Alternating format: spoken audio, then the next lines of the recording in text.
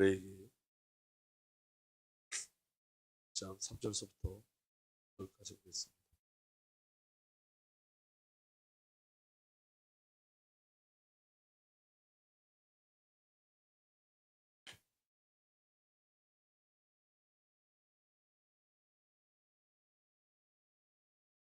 레위기 1장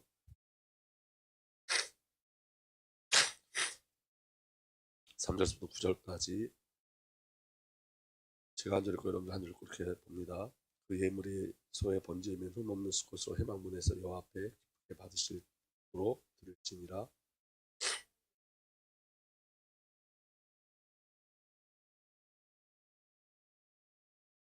그는 여호와 앞에서 그 송아지를 잡을 것이요 아론 자손의 제사장들은 그 피를 가져다가 회막문 앞 제단 사방에 뿌릴 것이며 제사장 아론의 자손들은 제단 위에 불을 붙이고 불 위에 나무를 벌려놓고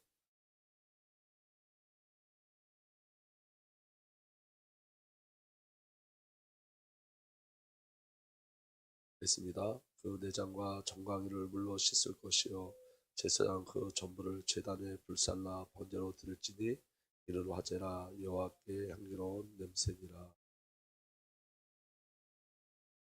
하겠습니다. 아버지 시간 말씀하여 주시고 우리는 듣게 하여 주시고 말씀은 성취되게 하여 주옵소서. 우리가 주 성삼위 하나님을 채우라는 시간 되게 하시고 성삼위 하나님께서 우리를 채우라여 주셔서 우리의 갈망에 응답하여 주옵소서. 우리 주님 예수 그리스도의 이름으로 기도합니다. 우리 수요일날 나눴던 메시지인데 제가 사실 오늘 메시지가 저번 주에 다 준비되어 있어요. 네, 이 메시지를 갖고 온 이유는 뭐냐면 이 말씀 속에 하나님이 너무 큰 은혜가 적혀 있어서 다시 한번 이 말씀 묵상하려고 합니다. 여러분, 저와 여러분들 가장 큰 갈망이 뭐죠? 거기에 대한 질문이 우리에게 있었으면 좋겠어요. 하나님의 갈망, 저와 여러분들 하나님의 갈망은 무엇일까요? 그럼 모태신앙의 위험이 있어요. 위험성이 있는데 그 모태신앙의 위험성이 뭐냐면 학습적인 신앙이라는 거예요. 학습된 신앙. 어렸을 때부터 보고 배운 신앙. 그렇죠? 체험과 경험이 없어요. 근데 여러분 이게 굉장히 무서워요. 왜냐하면 신앙이 신념으로 갈 수 있거든요. 신앙이 신념화될 수 있어요. 그리고 사상으로 갈 수 있고 종교로 신앙생활 할 수 있어요. 하나님을 경험하지 못하고 만나지 못하니까 여러분 그게 학습적으로 그냥 그렇게 굳어져서 어떤 종교성에 다다르냐면 하나님을 만나지 못했는데 교회를 안 가면 벌 받을 것 같은 종교성. 그런 종교성에 묶여서 신앙생활을 하게 돼요. 근데 여러분 이게 모태신앙의 이야기만이 아니라 우리가 오랫동안 신앙생활을 하면서도 하나님을 경험하지 못하고 성령의 역사하심의 비밀을 경험하지 못하면 이렇게 돌아가고 말아요. 그러니까 여러분 가장 무서운 게 뭐냐면 하나님을 경험하지 못하는 하나님을 체험하지 못하는 이게 얼마나 무서운 건지 몰라요. 그러다 보면 우리가 여러분 머리를 자꾸 키워나가면 옳고 그름으로만 가지 그 안에 하나님의 계획이나 하나님의 뜻이나 하나님의 목적이나 하나님의 마음을 알지 못해요. 이게 신앙의 위험이에요. 여러분 신앙은 신념과 사상으로 가면 안 됩니다. 여러분 우리가 잘 보세요. 동성결혼을 우리가 반대하죠. 근데 여러분 이게 신앙일 수도 있고 신념일 수도 있어요. 이 영적 분별을 우리가 잘 해야 돼요. 우리가 여러분이 마지막 시대에 우리가 영적 싸움을 싸우는데 그 영적 싸움일 수도 있고 신념의 싸움일 수도 있어요. 그 영적인 싸움일 수도 있고 종교적 싸움일 수도 있어요. 그래서 우리가 하나님을 말씀으로 영으로 생명으로 만나는 은혜가 너무 귀한 거예요. 이게 만약에 여러분 우리가 이 동성애를 반대하는 운동을 우리가 하는데 신념적 운동이 되면 그것도 죄라고요. 그러니까 여러분 뭐 우리가 동성애를 반대할 때 제일 먼저 봐야 될 게 뭐냐면 첫 번째 하나님의 창조 원리가 어디 있느냐, 하나님의 뜻이 어디 있느냐 이게 보여져야 되고 그 다음에 두 번째 그렇게 그 죄 가운데 빠져 있는 그들을 향한 하나님의 애통함이 보여져야 돼요. 그리고 그들을 구원하기를 소망하는 아버지 마음의 애통함이 보여져야 돼요. 그렇지 않으면 여러분 그런 비밀이 없으면 신념의 대상이 되어져요. 싸움의 대상이 되어져요. 하나님과 전혀 관계가 없어요. 그럼 여러분 유교적으로도 유교도 여러분 동성애를 반대하죠. 유교도. 종교도 반대한다. 그러니까 여러분 제 소망은 우리 주님교회 성도들이 하나님을 만나는 거예요. 말씀 속에서 하나님을 만나는 거예요. 이게 가장 큰 응답이에요. 저와 여러분들이 비밀 가운데 들어가기를 예수로 축복합니다. 여러분, 욥의 신앙은 하나님이 인정하는 신앙이었어요. 그렇지만 욥의 신앙은 고난이 오기 전에 욥의 신앙은 듣는 거에 끝났어요. 듣는 하나님. 근데 하나님은 욥에게 계획이 있으세요. 욥에게 갈망이 있어요. 하나님이 욥을 향한 갈망은 뭐냐면 하나님을 듣는 자리에서 하나님을 보는 자리까지 끌고 가는 게 하나님의 갈망이에요. 아멘. 여러분, 욥을 하나님이 인정해, 욥의 신앙을 인정해야 하지만 하나님의 목적지가 또 있단 말이에요. 그 목적지는 듣는 욥에 머무르는 게 아니라 보는 하나님으로 가는 거예요. 그리고 아까 우리 사모님 기도했던 것처럼 그 보는 하나님을 만지는 하나님으로 이끌어 가는 거예요. 그게 하나님의, 저와 여러분을 향한 하나님의 갈망인 거예요. 그래서 여러분, 하나님이 저와 여러분들을 향해서 얼마만큼 욕심을 가지고 계신가를 우리가 알 수 있어야 돼요. 하나님이 나를 향한 욕심이 어느 정도인가. 여러분, 우리가 지금 이 자리에서 머무르는 게 하나님의 갈망이 아니라는 거예요. 하나님은 더 큰 비밀을 누리길 원하세요. 그러니까 고난 속에서 욥에게 주시고자 하고 싶은 건 뭐냐면, 하나님이 욥에게 주시고자 하는 것은 하나님 자신을 드러내서 하나님을 알게 하시는 거예요. 더 깊이 하나님을 누리게 하는 거예요. 그게 욥을 향한 하나님의 목적이에요. 신앙이 그와 같아요. 여러분, 이 정도면 되겠지는 없어요. 왜 성도에게 고난이 올까요? 성도에게 고난을 주시는 목적은 뭐냐면 그 단 하나 때문에 그래요. 여러분, 하나님을 더 알게 하시기 위해서, 하나님을 보게 하기 위해서, 하나님을 만지게 하기 위해서, 하나님으로 사는 자가 되게 하기 위해서. 머물러 있으면, 신앙은 여러분 머물러 있으면 신념이 돼요. 힘이 아무것도 안 돼요. 여러분, 우리가 처음에 은혜를 받다가도 그 은혜 받는 게 여러분 그냥 그대로 머물러 있으면 그 은혜를 놓쳐버리면 언젠가는 그냥 지식 하나 딱 남고 말아요. 그게 제일 무서운 거예요. 아멘. 그리고 하나님은 그래서 욥이 하나님을 더 알기를 원하시고 하나님의 제사자로 사용되기를 원해요. 아멘. 욥이, 여러분, 하나님의 소망은 욥이 좋은 가정을 두고 풍요로움을, 이 땅에 있는 풍요를 잘 누리고 거기에 목적하지 않는다. 그냥 직선적으로 얘기하면 이런 거예요. 가족을 다 잃을지라도, 세상의 풍요를 다 잃을지라도 하나님 욥을 향한 목적은 뭐냐면 하나님을 알고 하나님의 제사장으로 사용되어지는, 하나님의 제사장으로. 이게 우리를 향한 목적이에요. 근데 여러분, 우리가 이렇게 생각하면 하나님 너무 이기적인 것 같잖아요. 근데 이기적인 게 아니라 그게 축복이라는 거예요. 성도에게 하나님의 제사장으로 쓰임받고 사용되어지는. 그러니까 여러분, 많은 선교사님들이, 여러분, 인터컵 단체 선교사님들은 선교를 나가려고 하면 제사를 다 정리하고 나가야 돼요. 뒤돌아보고 하면 안 돼요. 엘리사가 부름 받을 때 어떻게 했죠? 쟁기를 다 불태웠죠. 그 손을 다 번제로 드렸어요. 뒤돌아보지 않아요. 그거, 하나님, 그게 축복이라는 거예요. 돌아갈 곳이 없게 하는 거, 하나님께 머물러 있게 하는 거, 그리스도 예수께 머물러 있게 하는 거, 그게 은혜인 거예요. 오직 예수께 도달하는 거. 그래서 하나님이 거기까지 저와 여러분들을 끌고 가는 거예요. 제사장의 삶을 사는 그 자리까지, 예수만을 증거하는 그 자리까지 하나님께서 저와 여러분들을 끌고 가는 거예요. 그러니까 여러분, 욥을 향한 갈망이 우리를 향한 갈망하고 똑같죠. 하나님 욥을 향한 갈망이 저와 여러분을 향한 갈망이라고. 그러니까 하나님은 저와 여러분들에게 무엇을 요구하는 거냐면, 하나님은 저와 여러분들에게 하나님 자신을 주기를 원하시는 거예요. 하나님을 더 깊이 알기를 원하시는 거예요. 저와 여러분들 그리스도의 제사장으로 서기를 원하는 거예요. 그래서 여러분, 저와 여러분들이 정말 깨달아야 될 건 뭐냐면 이거예요. 여러분, 문제와 사건과 고난이 오잖아요. 문제와 사건과 고난이 오면 그 문제와 사건, 고난을 통해서 하나님의 목적은 뭐냐면 하나님 알기를 원하는 거예요. 그러니까 문제와 사건이 해결되는 게 아니에요. 고난이 해결되는 게 아니라 문제와 사건 속에서 하나님이 우리를 향한 하나님의 갈망은 뭐냐면 하나님 알기를 원하는 거예요. 신념과 종교에서 건져내기를 원하시는 거예요. 어느 순간 신념화되어져 버린 내 신앙, 종교화되어져 버린 그 신앙에서 우리를 건지기를 원하시는 거예요. 문제 사건 해결이 아닌 거예요.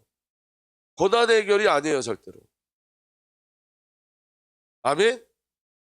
여러분, 한번 잘 보세요. 하나님이 새벽에 제게 주신 말씀에 제가 하나님께 질문할 때, 하나님, 오늘 이 말씀은 하나님이 제게 주신 말씀이에요. 제게 굉장히 큰 생명으로 다가온 말씀이에요. 여러분, 한번 보세요. 제가 제 얘기를 잠깐 할게요, 여러분.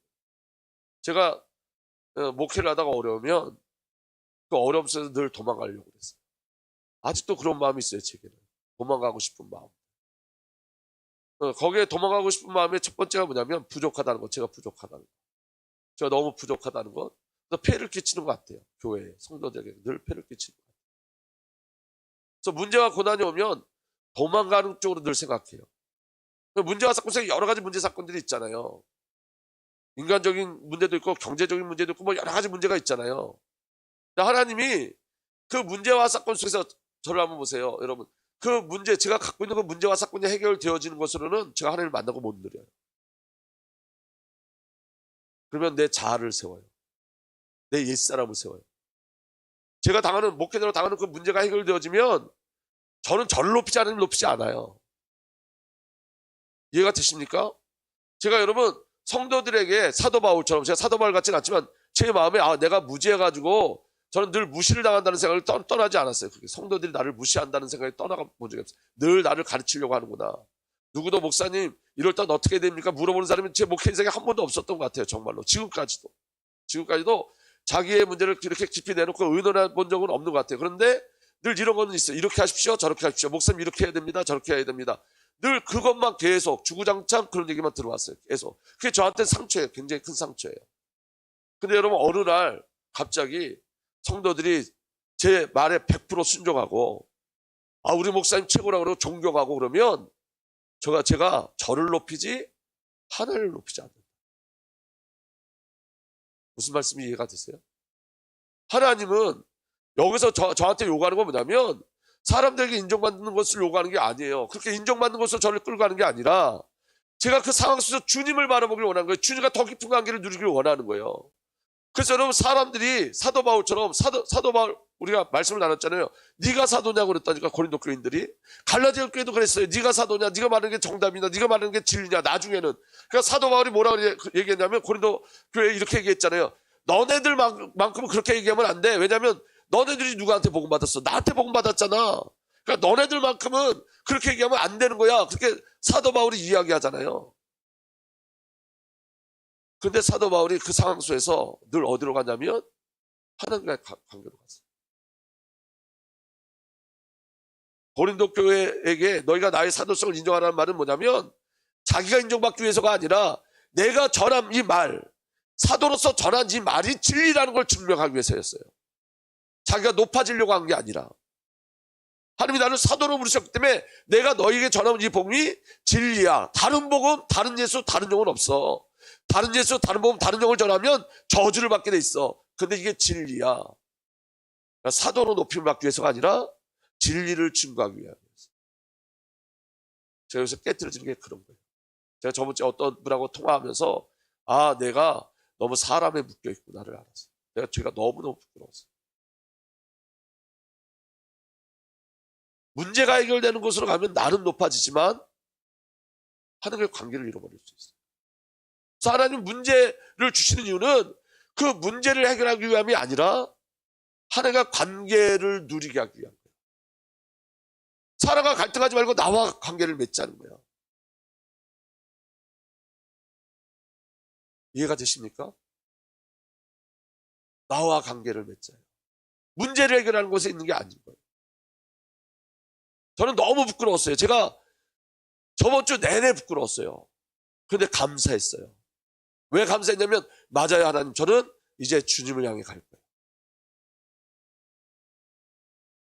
그러니까 여러분, 문제 해결은 비본질이에요. 하나님 만나는 게 본질이에요. 우리가 여러분, 제가 저번 주부터 깨닫기 시작한 거예요. 머리가 아니라 마음으로 깨닫기 시작한 거예요. 그게 뭐냐면 에너지를 다른 데 쓸 시간이 없어요, 지금. 복음 주고 하는데도 여러분, 우리에게 남은 시간이 별로 없어요. 에너지를 다른 곳에 쏟을 이유도 없고 빼앗겨서도 안 돼요. 근데 우리 힘으로 안 되기 때문에 갈망하는 거예요. 기도하는 거예요. 주님 힘을 달라고. 문제와 사건 고난을 주시는 이유는 뭐냐면 그 안에 하나님의 갈망은 뭐냐면 하나님 알기를 원하시는 거예요. 하나님과 관계를 맺자는 거예요. 믿어지는 은혜가 일어나길 바랍니다. 근데 우리는 문제 속에 있는 하나님의 갈망은 모르고 문제와 고난만 해결되기를 원하는 거예요. 여러분 잘 들어보세요. 직분도 사역도 하나님을 알게 하시는 하나님의 은사예요. 일 시키려고 하는 게 아니라. 아멘. 일 시키려고 직분 주는 게 아니에요. 은사예요. 하나님을 더 깊이 누리라는 은사. 아멘. 요번에 우리 그거 영상 틀어줬잖아요. 오후 예배 때. 여기 오셨던 분들이 다 너무 좋다고 달라고 해서 받아갔대. 근데 여러분, 누가 제일 많이 은혜 받았을까요? 만든 사람. 만든 사람. 설교할 때 누가 제일 많이 은혜 받는지 아세요? 목사예요. 목사. 아멘? 목사가 제일 많이 은혜 받아요. 그럴 수밖에 없어요. 그게 직분이에요. 그게 직분. 김묘장님 여기 중짜기도 인도하지만 누가 제일 많이 은혜 받을 것 같아요? 인도하는 자. 왜냐하면 여러분, 목사는 넘어지고 싶어도 넘어질 시간이 없어요. 잠깐 넘어질 수는 있지만 계속 넘어질 시간이 없어요. 왜냐하면 다음 새벽을 준비해야 되죠. 근데 말씀을 준비하면 하나님 제게 제일 먼저 말씀하시는 거예요. 여러분, 오늘 우리가 이 새벽에 저 이거 얘기하고 싶은 거예요. 아니, 제가 아니라 하나님께서 문제에 갇혀있지 말라. 사건 속에 갇혀있지 말라. 하나님 바라보는 거예요. 하나님과 관계를 맺는 거예요. 제가 만약에 여러분 교회에서 도망갔다면 제 안에 있는 문제가 해결될 거예요? 아니에요. 그래서 도망 못 가게 만드신 거예요. 수도 없이 도망가려고 했어요. 수도 없이. 아주 너무 창피해요. 그래서 제가 성도들이 교회를 떠난 성도들을 제가 정죄할 수가 없어요. 아멘? 왜냐하면 목사도 그런데 누구를 정죄해요?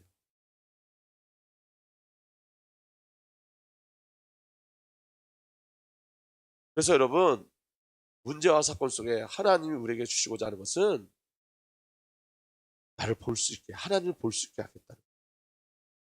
제사장을 만들어내겠다. 그렇게 하기 위해서 그게 너무 값진 것이기 때문에 그 과정 속에 자녀도 다 데려가시고. 근데 여러분 잘 보세요. 자녀는 어디 갔을까요? 그 자녀들은 천국 갔어요. 눈에 보이는 건 고통이지만 영적인 건 여러분 축복이에요. 그 자체도 축복이에요. 그 자녀들이 매일 번제드렸던 그 자녀들, 욥을 통해서 신앙을 이어받았던 그 자녀들이 그냥 쑥 하고 사라진 거예요? 아니에요. 우리가 여러분 이걸 아셔야 돼요. 욥을 세우기 위해서 자녀를 희생시키지 않아요, 하나님은. 아멘? 자녀에게도 숨겨져 있는 복이 있는 거예요. 자녀에게도. 하나님은 모두를 다 사랑하시거든요. 자녀를 희생해서 욥을 세우는 게 아니라 자녀에게도 하나님께서 그 은혜를 주신 거예요. 결국의 은혜가 뭐예요? 성도에게 결국의 은혜는 천국이잖아요. 하나님 나라잖아요. 욥을 통해서 번제를 이미 드리면서 욥을 통해서 신앙의 영적인 유산을 받은 자들이에요. 그러니까 여러분, 손양원 목사님이 자기 아들을 잃어버리고도 감사할 수 있었던 건 뭐냐면, 손양원 목사님이 이렇게 고백하잖아요. 나는 그들을 미국으로 유학하려고 했는데 하나님이 그들을 천국으로 인도하셔서 더 감사합니다.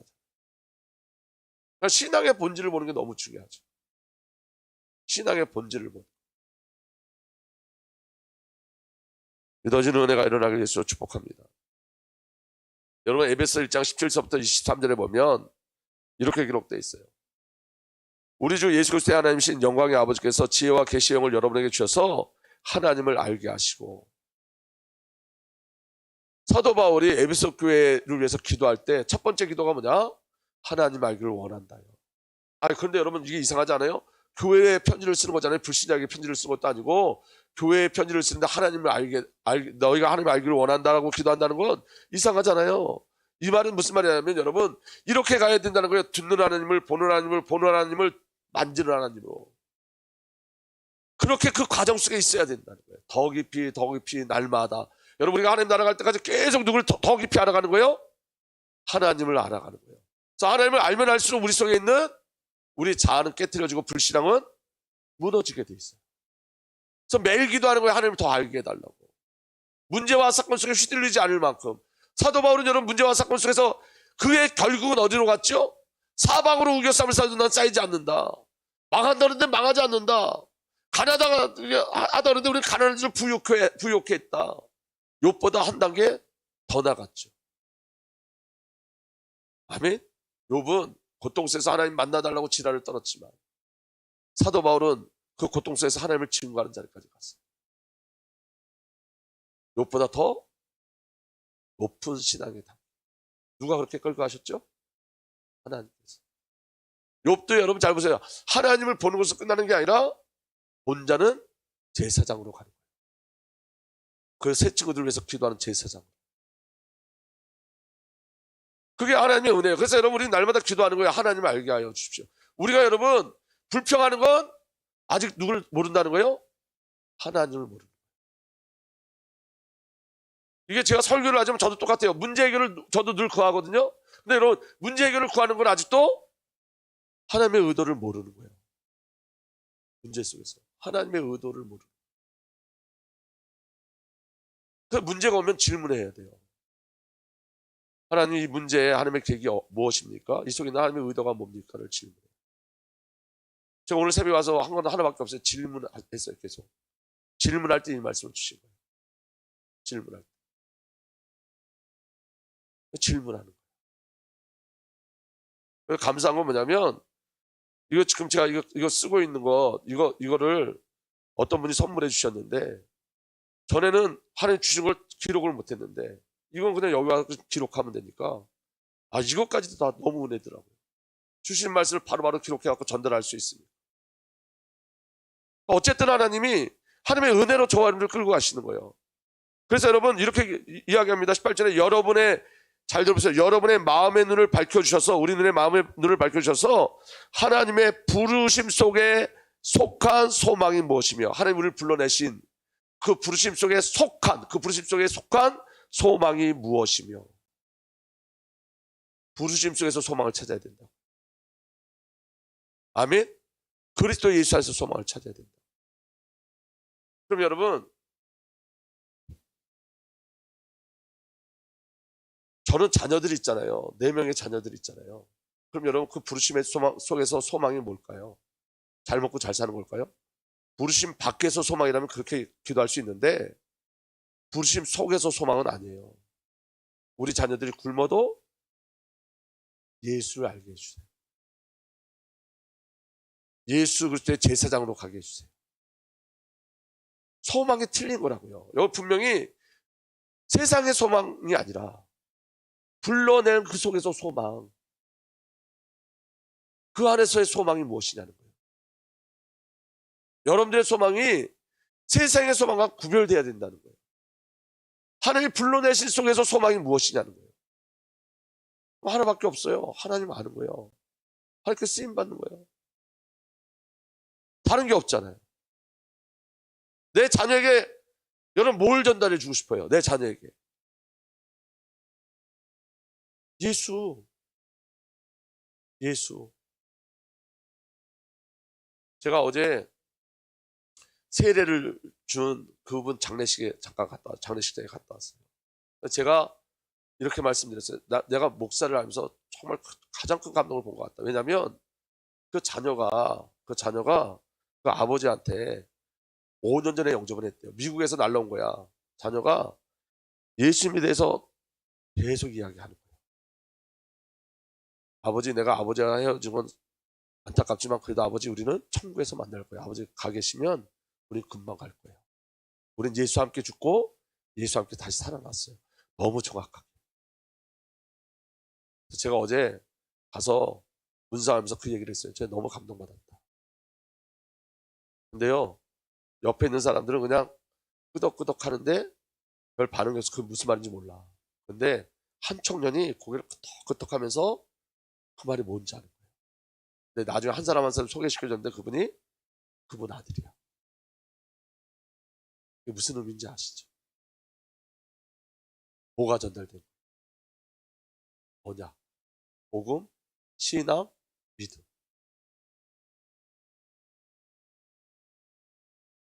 저는 우리 아들들이 다른 건 몰라도 제가 갈망하는 그 마음 우리 아이들에게 있었으면 좋겠어요. 제가 주님을 갈망하는 그 마음. 다른 건 몰라도 하나님 제게 주신 은혜가 있거든요.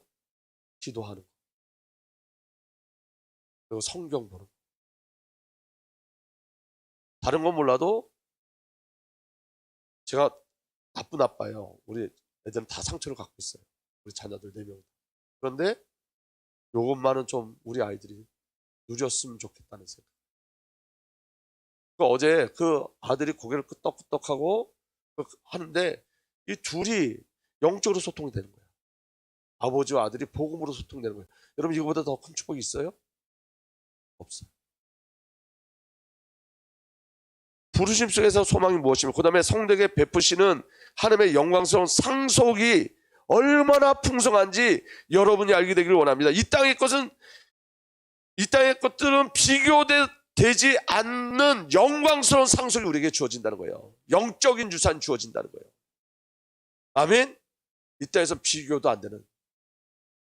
근데 우리 그거 잘 모르잖아요. 그거 알기를 원한다는 거예요. 그래야 이 땅의 것들을 내려놓을 수 있어요. 그래야 위의 것들을 바라볼 수 있어요. 아멘? 여러분 가난해도 괜찮아요. 사실은 가난이 무슨 소용이 있어요? 예수를 알면 되죠. 우리 자녀들에게 여러분 자녀들과 무엇을 함께 상속으로 받을 거예요? 하나님께? 예수에는 신앙이에요. 신앙 맞죠? 믿음.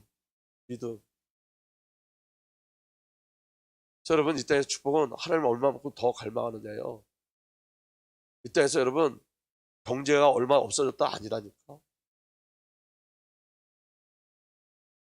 제가 어제 우리 집사람한테 요새 잘 화 안 내는데 화냈어요. 경제 때문에. 제가 요새 제일 민감한 게 저도 모르게 경제예요. 지금 교회가 지금 이제 건축하면서 그 이자가 300만 원씩 나가야 돼요. 거의 250 정도가. 이게 은혜가 아니고 성도들이 하나님 앞에 다 서지 않으면 굉장히 어려운 부분이에요.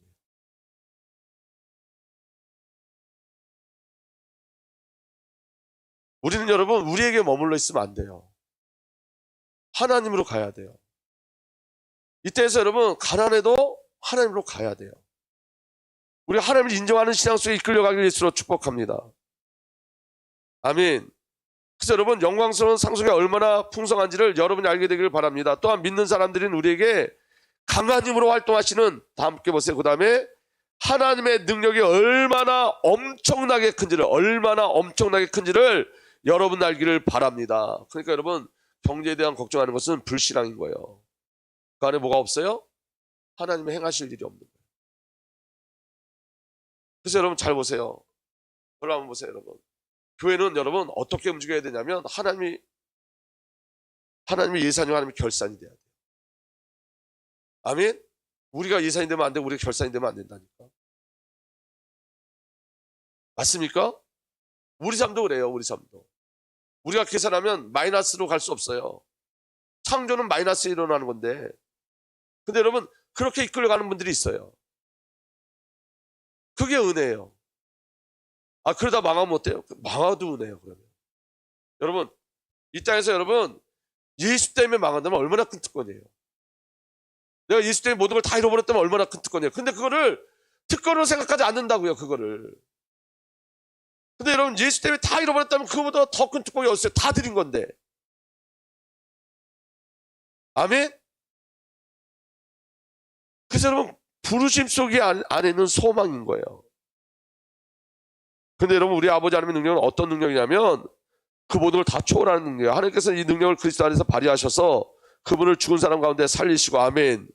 우리 아버지 하나님의 능력은 죽은 자를 살려내시는 능력이에요. 하늘에서 자기 오른쪽에 앉히셔서 모든 정권과 권세와 능력과 주권 위에, 그리고 이 세상뿐 아니라 오는 세상을 일컫는 모든 이름에 뛰어나게 하셨습니다. 아멘. 그리스도 예수가 만왕의 왕으로, 아멘, 그분이 하나님 되심을 나타내셨어요. 저와 여러분 부활의 소망이 있는 줄 믿습니다. 그리고 이렇게 말씀하세요. 22절. 하나님께서 만물을 그리스도 발 아래 굴복시키고 그분을 만물 위에 교회의 머리로 삼으셨습니다. 제가 질문할 때 오늘 주신 메시지였어요. 교회의 주는 우리가 아니에요. 누구예요? 예수님. 누가 책임지고 가시는 거예요? 예수님. 의논해서 가는 게 아니에요. 순종함으로 가는 거예요. 교회는 우리가 어떻게 하자 이렇게 의논해서 끌고 가는 게 아니라 주의 말씀에 순종하고 가는 게 교회라고요. 책임을 우리에게 맡기지 않으셨다고요. 누가 책임지신다는 거예요? 예수님이 책임지신다는 거예요. 예수님. 그래서 23절에 이렇게 돼 있어요. 교회는 그리스도의 몸이요 만물 안에서 만물을 충만케 하시는 분의 충만함입니다. 교회는 저와 여러분들은 누구의 몸이라고요? 예수님의 몸. 그럼 나를 누가 내가 나를 책임지는 게 아니에요. 예수님이 나를 책임지는 거지. 아멘? 우린 예수의 몸이잖아요. 그럼 누가 나를 책임지는 거예요? 예수가 나를 책임지는 거예요. 근데 여러분 이거를 이렇게 얘기한다고요. 저도 어떻게까지 그렇게 살겠지만 우리가 예수의 몸이기 때문에 우리가 봉사해야 돼. 그 개념이 아닌 거예요. 예수님 몸을 채우신다고 여기 기록됐잖아요. 몸을. 주의 충만함을 채우신다고. 주님이 책임지신다고. 믿어지는 은혜가 일어나길 바랍니다. 몸은 머리에 이끌려가면 되는 거예요. 예수께 이끌려가면 되는 거예요. 교회는 목사의 어떤 실력이 아니에요. 정말로 분명히 그래요. 장로님들의 실력도 아니에요. 교회의 실력은 어떤 거냐면 순종에 있어요. 성도의 실력은 순종이에요. 열심도 아니고 노력도 아니고 좋은 머리도 아니에요. 성도의 실력은 순종에 있어요. 그럼 여러분 그 순종의 비밀을 누리려면 어떻게 해야 되죠? 들어야 돼요. 말씀을 갈망해야 돼요. 말씀이 떨어지면 순종하는 거예요. 여러분 번제에 대해서 오늘 한 가지만 이야기하고 마칠게요. 여러분 시간이 다 갔으니까.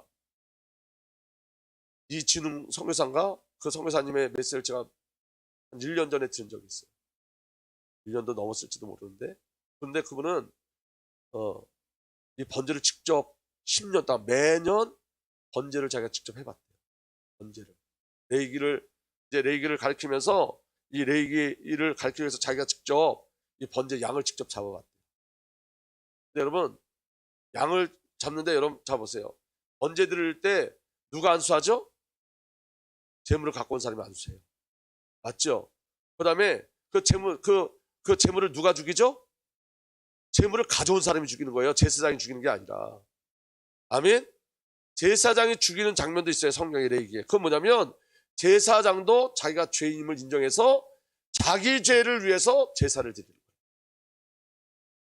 아멘? 그러니까 여러분 이 번제는 누가 드리는 거예요? 죄를 지은 자가 번제를 드리는 거예요. 근데 여러분 번제를 드릴 때 여러분 내가 짐승을 잡는 거예요. 근데 여러분 한 번에 심장을 찔러서 죽지 않는다는 거예요. 그럼 몇 번을 계속 찔르는 거예요. 반복적으로 찌르는 거예요. 심장을 찌르든지 여러분이 머리에 있는 굽소를 칼로 찌르든지 해야 되는데 여러분 전문가가 아닌 이상은 한 번에 죽일 수가 없는 거예요. 그럼 여러분 수없이 찌르고 또 찌르고 또 찌르고 또 찔러야 되는 거예요. 여러분 그 장면 한번 제가 떠올려 봤어요. 할 수 있을까? 그리고 직접 가죽을 벗기고 직접 각을 떠야 돼요. 이 과정 속에서 뭐가 생각날까요? 죄의 무서움, 죄의 고통. 이해가 되십니까? 우리는 여러분 잘 들어보세요. 단순하게 예수님한테 기도하면 예수님이 용서해 주셔가 아니라니까. 죄가 얼마나 무서운 건지 아죠. 이정수 전사가 자기 죄를 해결받기 위해선 그렇게 해야 되는데 할 수 있을 거예요? 양을 계속 쑤셔대고. 여러분 제사는 남자나 여자나 동일하게 같이 드렸어요. 죄 사하는 제사는. 아멘? 우리 김명장님 그거 하셔야 돼. 그거 하면서 애통할까요? 애통하지 않을까요? 자기 죄에 대한 애통합니다. 가죽을 벗길 때. 여러분, 그 다음에 여러분, 각을 뜨잖아요. 각을 뜨는데 여러분, 칼로 각이 떠지지가 않아요. 도끼로 내리쳐야 되는데 도끼로 내리치면 피가 튀고 살이 튀어요. 왜 그 가정을 하나님 가게 하셨을까요? 우리가 그렇게 각이 떠지고 저렇게 죽음을 당해야 되는 거예요. 그게 우리의 죄의 모습이에요. 근데 여러분, 그렇게 짐승을 죽이지 않고 각을 떠내지 않으면, 가죽을 벗기지 않으면 나는 구원받을 수가 없어요. 하나님께 나갈 수가 없어요. 근데 여러분, 각을 뜨고 그리고 내장을 씻어내고 정강이를 씻어내서 마지막에 번제를 드릴 때 하나님이 기쁘게 협력하신대요. 너무 이상하잖아요. 각이 떠지는데 하나님 기쁘게 협력하세요. 예수님이 실제잖아요. 예수님 십자가에서 각이 떠졌죠. 육체가 찢어졌죠. 가죽옷이 벗겨졌죠. 하나님 기쁘게 받으셨대요. 왜 그렇죠? 그 뒤에 우리의 구원이 있어요. 자기 아들이 난도질을 당하는데 그 뒤에 저와 여러분들 구원. 그래서 하나님 기쁘게 받으셨어요. 여러분, 짐승이 죽을 때 뭐가 죽는 거예요? 죄가 죽는 거예요. 죄가. 내게 있는 죄가 죽는 거예요. 예수님이 죽을 때 내게 있는 죄가 죽는 거예요. 말 안 되는 기쁨이 우리의 아버지 안에 있는. 근데 여러분, 제가 어제 그 신학원에 가서 강의하기 전에 차에서 영접 기도했어요. 저는 영접 기도를 수없이 해요. 지금 제가 주님을 잃어버릴 때 다시 하나님을 좀 다시 그 은혜를 붙잡고 다시 영접해. 주님 내 안에 주인 되게 해달라고. 근데 여러분, 저와 여러분들이 예수를 영접할 때 여러분, 우리가 저와 여러분들이 짐승을 잡아야 되잖아요. 그럼 우리가 짐승을 잡지 않으면 우리가 하나님을 만날 수 없잖아요. 우리가 짐승을 잡는다는 의미는 뭐예요? 우리에게 지금 주신 짐승을 잡는 건 믿음이에요. 예수님 십자가에서 나를 위해서 죽으셨다는 믿음. 영접을 할 때 믿음의 가장 중요한 비밀이 뭐죠? 영접이잖아요. 내 안에 오십시오. 영접을 할 때 우리가 예수님을 근본적인 문제 때 죄 때문에 영접을 했는지 아니면 죄 때문에 일어난 상태 하나님을 떠나서 일어난 상태 때문에 영접을 했는지 다시 한번 생각해요.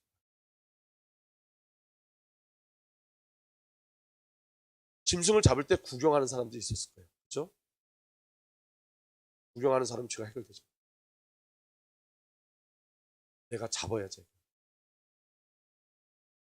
내 죄가 보여져야지 잡을 수 있는. 내 죄에 대한 애통함이 있어야 잡을 수 있는. 성경은 여러분, 내게 주신 말씀이지 다른 사람에게 주신 말씀이 아니에요. 소를 잡는 건 아무리 봐도 내가 잡지 않으면 죽는 거예요. 구경하면 죽는 거예요. 내가 찌르고 내가 가죽을 벗기고 내가 각을 떠내고 내가 내장을 씻고 내가 정갱이를 씻고 내가 번제물에 얹어놓고 이제 제사장들이 그 제사를 드리는 거예요. 제사장들이 피를 뿌리는 거예요.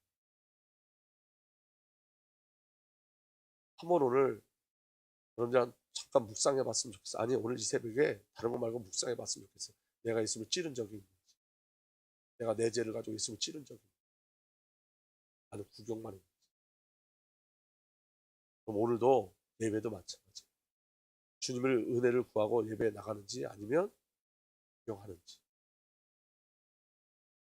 우리는 그리스도를 실제로 누리는 그 은혜의 길을 예수로 축복합니다. 그러면 여러분, 찌른 자의 삶은 어떤 삶을 사는 거냐면 찌름을 당하는 삶을 사는 겁니다.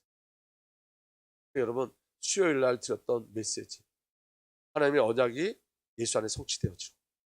예수님 십자가에서 저와 여러분의 모든 걸 다 해결하셨죠. 그럼 예수 안에 해결받은 저와 여러분들 어떤 삶을 사는 거냐면 예수님 부활하신 주님이 내 안에 오셔서 예수와 똑같은 삶을 살아내는 거예요. 복음 때문에 이 땅에서 찔림을 당하는 삶, 각이 떠지는 삶, 아멘. 그 삶을 사는 거예요, 이 땅에서. 그래서 사도 바울이 내가 이 땅에 쓰레기와 같고 만물의 찌꺼기와 같다고 그래요. 근데 우리는 그거는 원하지 않잖아요. 그 삶을 살아가는 거예요.